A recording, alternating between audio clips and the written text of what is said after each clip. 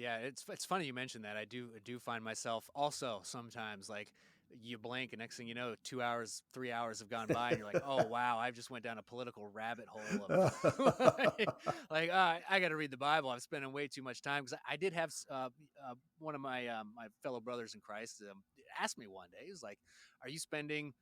What are you spending most of your time doing? Are you spending more of your time on Twitter looking at political articles, or are you spending more time with God?" And I was like, oh, wow. I didn't think about it. I'm probably in a little bit of an uneven split sometimes.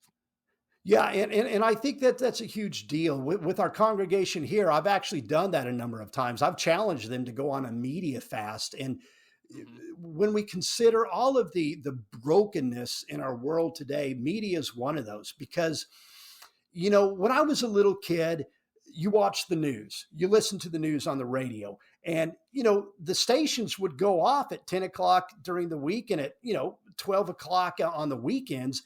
But now it's just a continuous cycle, and it's a way again that the evil one can divide people, and it's a constant barrage. And sometimes people will get triggered by something little, and then they'll be yelling and ranting, and they don't even know what they're talking about anymore, Right. because they've gotten on the whatever bandwagon is the loudest today.